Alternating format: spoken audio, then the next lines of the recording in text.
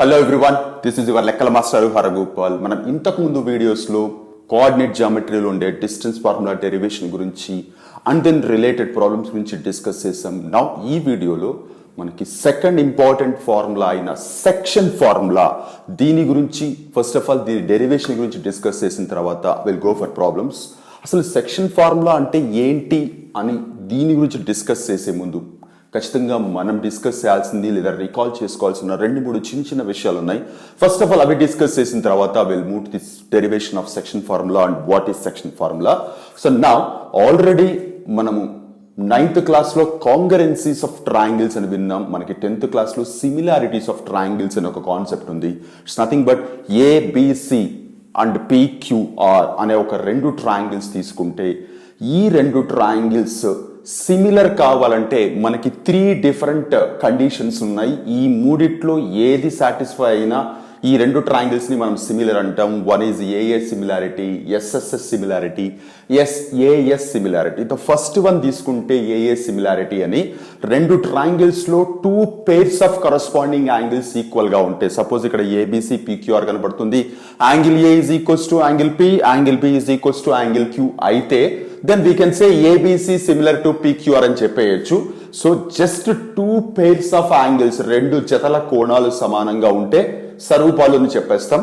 ఈ triangles similar అయితే so మనకి చాలా థింగ్స్ ఉన్నాయి డిస్కస్ చేయడానికి, బట్ ఇక్కడ మనకి ఏది అవసరమో దాని గురించి మాత్రమే డిస్కస్ చేస్తున్నాను.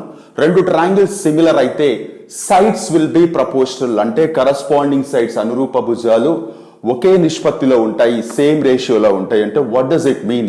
ఏబిసి పిక్యూఆర్ సిమిలర్ అయితే ఏబి బై పిక్యూ, సో ఇక్కడ ఏబి ఇక్కడ PQ is equals to BC by QR is equals to AC by PR. దీన్నే మనం ప్రపోర్షనాలిటీ ఆఫ్ సైడ్స్ అంటాం. ఇది మోస్ట్ ఇంపార్టెంట్ వన్ ట్రయాంగిల్స్ లో.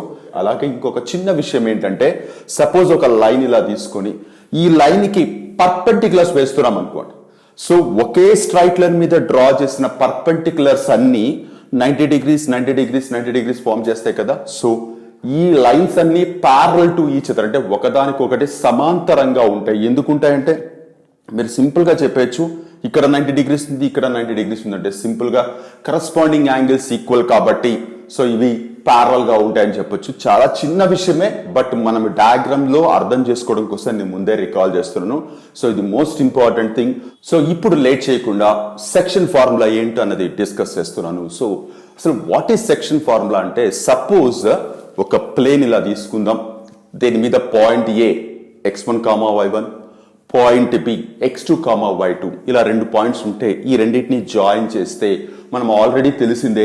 సో దీని మధ్య డిస్టెన్స్ కనుక్కోవచ్చు ఆల్రెడీ మనకి తెలిసిన ఫార్ములాతో. ఇక చాలా రకాల విషయాలు చేయొచ్చు డిస్టెన్స్ ఫార్ములా యూజ్ చేసి. బట్ ఇక్కడ ఈ ఎంటైర్ లైన్ సెగ్మెంట్ ని సపోజ్ పి అనే ఒక పాయింట్ ఏబి మీద తీసుకుంటున్నాను. దాని కోఆర్డినేట్స్ మనకి తెలియవు, just like that x, y అని పెట్టుకుంటున్నాను. సో ఏ బి ఉంది, పి x, y ఉంది. పి అనే పాయింట్ ఏబిని 2 పార్ట్స్ గా డివైడ్ చేస్తుంది. నేను 2 సమాన భాగాలు ఈక్వల్ పార్ట్స్ చెప్పట్లేదు, జస్ట్ 2 పార్ట్స్ గా డివైడ్ చేస్తుంది. సో అవి 2 ఈక్వల్ కావచ్చు, అన్ఈక్వల్ కావచ్చు, మనకు అనవసరం. సో పి అనే పాయింట్ ఏబిని సమ్ డిఫరెంట్ పార్ట్స్ గా డివైడ్ చేస్తుంది. ఈ పార్ట్స్ మనం మెజర్ చేస్తే సమ్ రేషియో ఎంతో వస్తుంది, m:n అనుకుందాం. అంటే ఇది m పార్ట్స్, ఇది n పార్ట్స్ అనుకుందాం. సో ఇక్కడ పాయింట్ ఏ పాయింట్ బి ఉంది.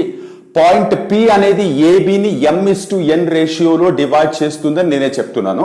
ఇక్కడ x, y అనేది జస్ట్ జనరల్ నోటేషన్ తీసుకున్నాం. ఇప్పుడు in terms of A, B, m and n point P యొక్క నిరూపకాలు కనుక్కోవడానికి మనం యూజ్ చేసే ఫార్ములానే సెక్షన్ ఫార్ములా అంటాం. సెక్షన్ అంటే పార్టీషన్ అని అర్థం.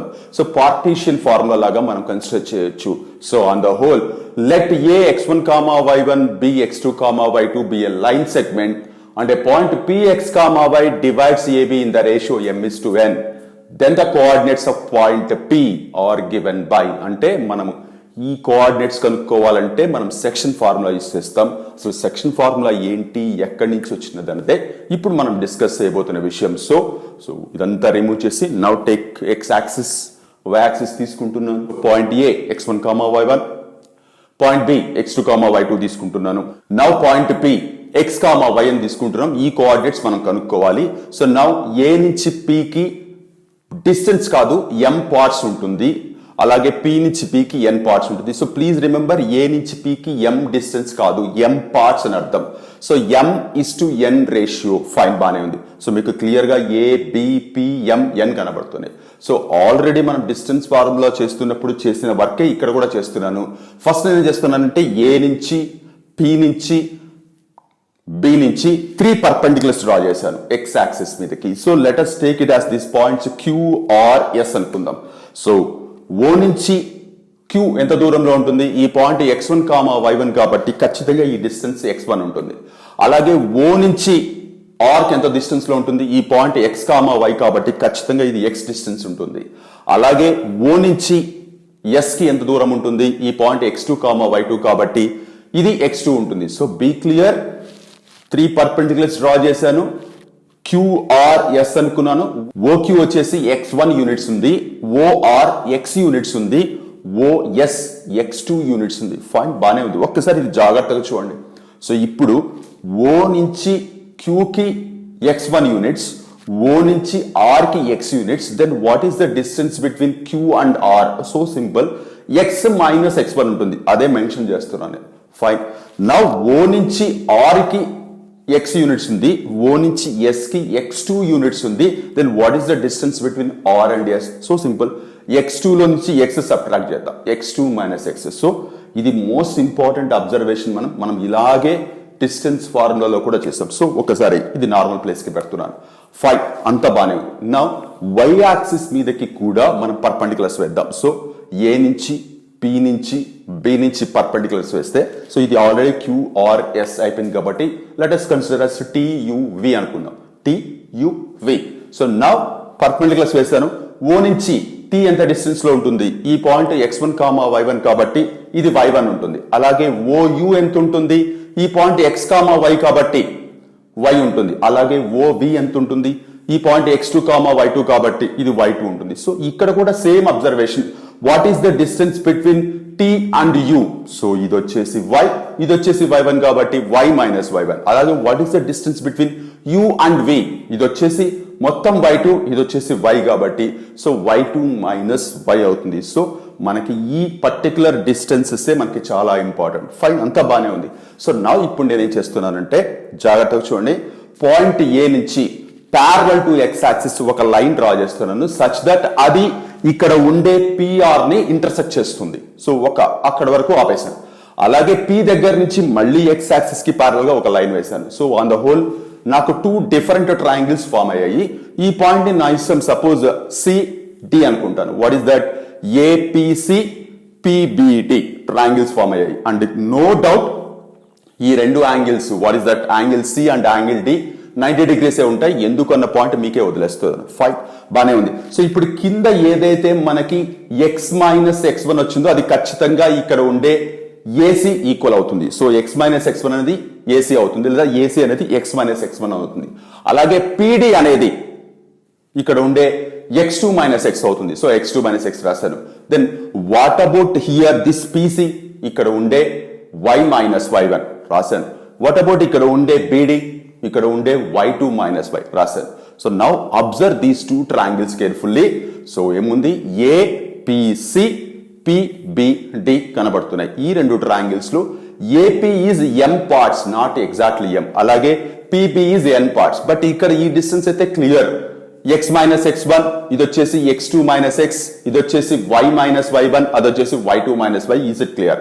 సో నౌ ఇప్పుడు మనకి ఈ ఎంటైర్ థింగ్ అంత అవసరం లేదు, ఓన్లీ ఈ రెండు ట్రయాంగిల్స్ మాత్రమే కన్సిడర్ చేస్తున్నాను.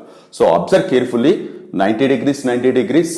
ఇవి రెండు ప్యారలల్ లైన్స్, నో డౌట్. ఎందుకంటే ఇవి రెండు పర్పెండిక్యులర్స్ టు y యాక్సిస్ కాబట్టి ఖచ్చితంగా ఇవి రెండు ప్యారలల్ గా ఉంటాయి. దీన్ని ట్రాన్స్వర్సల్ లాగా కన్సిడర్ చేస్తే ఈ రెండు యాంగిల్స్ కరస్పాండింగ్ యాంగిల్స్ అయితే వాట్ ఈస్ ద 2 యాంగిల్స్?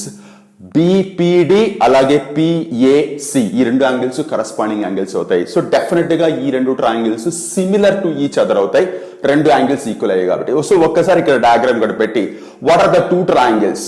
జాగ్రత్త చూడండి. APC PBD రాసుకుంటున్నాను. APC similar to PBD, bracket లో AA similarity. So APC similar to PBD అయితే ప్రపోర్షనాలిటీ ఆఫ్ సైడ్స్ ఏమొస్తుంది మనకి? AP by PB is equals to AC by PD is equals to PC by BD అని వస్తుంది. Fine. So ఇప్పుడు మనం value substitute చేస్తే ఏమొస్తుంది జాగ్రత్తగా చూడండి. M by n is equals to x minus x1 by x2 minus x, y minus y1 by y2 minus y. So ఇప్పుడు మనం x term and m and n term ఒక్కసారి combination తీసుకుందాం. m by n is equals to x minus x1 by x2 minus x తీసుకొని just simplify చేస్తే మనకి ఏమొస్తుంది? So ఒకవైపు x term మాత్రమే, x మాత్రమే ఒకవైపు పెట్టుకొని అన్ని ట్రాన్స్పోజ్ చేస్తే మనకి mx2 plus nx1 by m plus n వస్తుంది. ఇక్కడ what is x coordinate of point P. So x coordinate of point P we got in terms of m, n, x1, x2, whatever it is. So అలాగే y coordinate similar manner గా m by n is equals to y minus y1 by y2 minus y తీసుకుని simplify చేస్తే y is equals to my2 plus ny1 by m plus n అని వస్తుంది. So most important thing ఏంటంటే ఇవి రెండు point లాగా రాస్తే మనకి px, y is equals to px, y is equals to mx2 plus nx1 by m plus n, my2 plus ny1 by m plus 1. So దీన్ని మనం సెక్షన్ ఫార్ములా అని consider చేస్తాం. ఇక్కడ m, n అనేవి న్యూమెరికల్ వాల్యూస్, మనం రేషియోని represent చేస్తాయి. మిగిలిన x1 y1 x2 y2 కూడా న్యూమెరికల్ వాల్యూస్ పాయింట్ ని రిప్రజెంట్ చేస్తాయి. సో ఒక లైన్ సెగ్మెంట్ ఇచ్చి దానికి రెండు పాయింట్స్ కోఆర్డినేట్స్ ఇచ్చి ఏ రేషియోలో డివైడ్ చేస్తుందని ఇస్తే మనం ఆ పాయింట్ కనుక్కోవడానికి మనం యూస్ చేసే ఫార్ములానే సెక్షన్ ఫార్ములా, విభజన సూత్రం అని కన్సిడర్ చేస్తాం. ఈ ఫార్ములా ఎలా వచ్చిందని చెప్పడానికి ఇది డెరివేషన్, మోస్ట్ ఇంపార్టెంట్ ఫార్ములా ఇది. డెరివేషన్ గురించి మనం పూర్తిగా పట్టించుకోకపోయినా దీని మీద మనకి చాలా రకాల ప్రాబ్లమ్స్ ఉన్నాయి అండ్ చాలా రకాల అప్లికేషన్స్ కూడా ఉన్నాయి. అంటే వేరే ఫార్ములాస్ కోసం లీడ్ చేసేవి కూడా ఉన్నాయి. సో అనదర్ ఇంపార్టెంట్ థింగ్ ఒకటి ఉంది దీని మీద, అది కూడా నేను ఇక్కడ డిస్కస్ చేస్తున్నాను. ఇదంతా జస్ట్ రిమూవ్ చేసేద్దాం. ఈ ఫార్ములా మళ్ళీ ఇంకొకసారి తీసుకుంటున్నాను. ఇక్కడ డయాగ్రామ్ కూడా తీసుకున్నాను. A B x1 y1 x2 y2 point p x, y m is to n. So observe carefully, m, n అనేది టూ డిఫరెంట్ వాల్యూసే కావాల్సిన అవసరం లేదు. కొన్నిసార్లు m is equals to n కావచ్చు. What does it mean? m is equals to n కావడం అంటే p అనేది కరెక్ట్ గా రెండు ఈక్వల్ పార్ట్స్ గా కట్ చేస్తుంది లేదా డివైడ్ చేస్తుంది అని అర్థం. సో రెండు ఈక్వల్ పార్ట్స్ గా డివైడ్ చేస్తున్నప్పుడు దాని అర్థం ఏంటి? m is equals to n అవుతుంది కదా. సో అలాంటి కేసులో పాయింట్ p ని మనం మధ్య బిందువు లేదంటే మిడ్ పాయింట్ అంటాం. సో మిడ్ పాయింట్ అయినప్పుడు ఇంత పెద్ద ఫార్ములా యూజ్ చేయకుండా మనకి వేరే ఆల్టర్నేట్ ఉంది. ఆ ఆల్టర్నేట్ కూడా దీని నుంచి వచ్చింది. అసలు ఏంటి అంటే, సో p అనేది మిడ్ పాయింట్ అయితే m is equals to n అవుతుంది కదా. సో ఇక్కడ రాస్తున్నాను, suppose p is a mid point, then m is equals to n. So m is equals to n అయితే ఇప్పుడు ఫార్ములాలో ఎక్కడ n ఉంటే అక్కడ m రీప్లేస్ చేస్తున్నాను. అప్పుడు ఏమొస్తుంది మనకి? mx2 plus mx1 by m plus m, my2 plus my1 by m plus m. So m పైన కామన్ తీయచ్చు. సో m కామన్ తీస్తే m of x1 plus x2 divided by 2m అవుతుంది. అక్కడ కూడా m of y1 plus y2 divided by 2m అవుతుంది. Denominator లో numerator లో ఉండే m క్యాన్సిల్ అయిపోతే p is equals to x1 plus x2 by 2 y1 plus y2 by 2. What is this when m is equals to n? m is equals to n అయితే point పైన ఏమని పిలుస్తాం? Mid point అని పిలుస్తాం. So mid point formula is x1 plus x2 by 2 y1 plus y2 by 2. So most important formula ఇది my dear children. So ఎటువంటి పరిస్థితుల్లో మనం నెగ్లెక్ట్ చేయకూడదు. సెక్షన్ ఫార్ములా, దీని నుంచి వచ్చే మిడ్ పాయింట్ ఫార్ములా, ఇవి రెండు మనకి చాలా చాలా ఇంపార్టెంట్. సో మనము నెక్స్ట్ ఇంకొక చిన్న ఫార్ములా కూడా ఉంది బేస్డ్ ఆన్ దిస్ వన్. తర్వాత will start the problems. So ఆ ఫార్ములా గురించి నేను నెక్స్ట్ వీడియోలో డిస్కస్ చేస్తాను. అంతవరకు take care, by by. Your లెక్కల మాస్టరు హరగోపాల్.